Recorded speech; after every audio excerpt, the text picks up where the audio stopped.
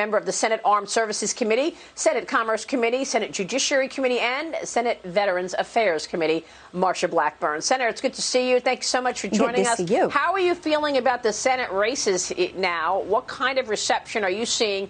This is one area that some supporters are worried about, the Republicans losing the control of Senate. Our Senate candidates, our incumbent candidates, are doing a terrific job, and their poll numbers are good. We have them gaining strength. And Maria, as I look at these races every week, and I'm chairing this targeted state victory program for our incumbents, they are out there, they're delivering their message, and we're going to be bringing them back. Plus, we're going to pick up some other seats. That race in Michigan with John James, he is, I think we're going to be seeing him come in as a senator. Of course, Coach Tuberville down in Alabama.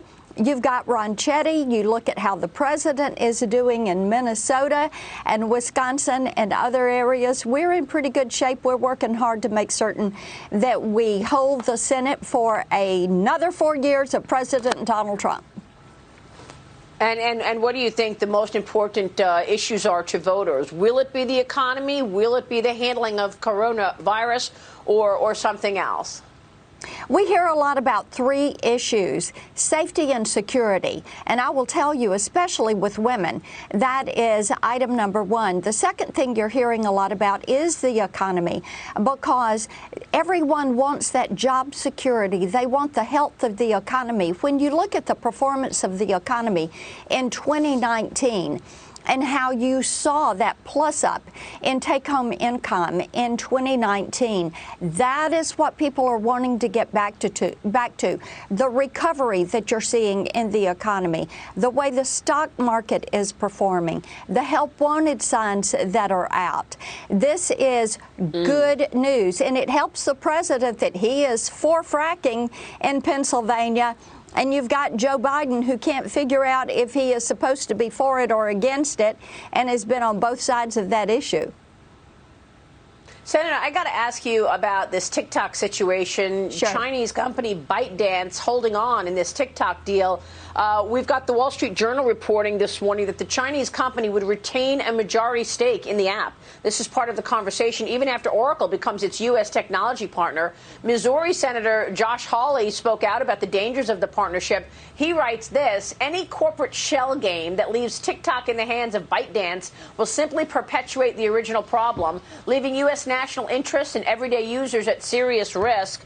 I mean, given what we've spoken about in terms of the threat from China, do you think it makes sense to have ByteDance keeping a majority stake in TikTok once Oracle acquires it or becomes a technology partner, however you want to say it? Yeah, you know, and the deal is that you have to look at what ByteDance would be, what their participation would be. And Maria, at a more granular level, you have to look at what would happen with the data from U.S. consumers. How would this be transported? Is it held within the U.S.? Does ByteDance have visibility into that? Now, CFIUS reviewed this yesterday. We do not know what they have come out with, but we do know that Oracle is pushing to make this happen. Now, you know, I've had concerns for a long time about China. I'm concerned about what they are doing with data. I'm concerned about their spy networks. We do not need to let them get any type presence that is going to give them control over U.S. consumer data and allow them to expand their spy network.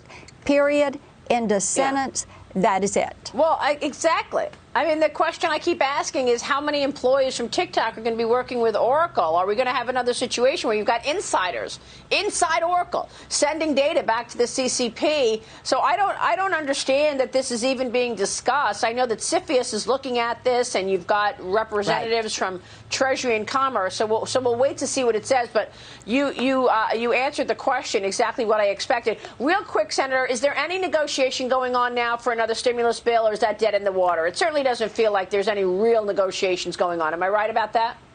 Well, the little bit of daylight on this is that now you have 100 House members who are pushing Pelosi. And you've got a lot of these suburban women that won. And now they are pushing back at her and saying, what are you doing? Because we put a great bill on the floor in the Senate last week. It would have covered the liability, the schools, the testing, and the PPP, the UI plus up, and the Democrats said no. It even had post office money in there. They were so concerned about the post office. They want the American people to suffer. And to suffer from now to November, I think that is despicable. Wow. It certainly sounds disgraceful. Senator, it's good to see you this morning. Thank you very much. We'll be watching Senator Marsha Blackburn this morning.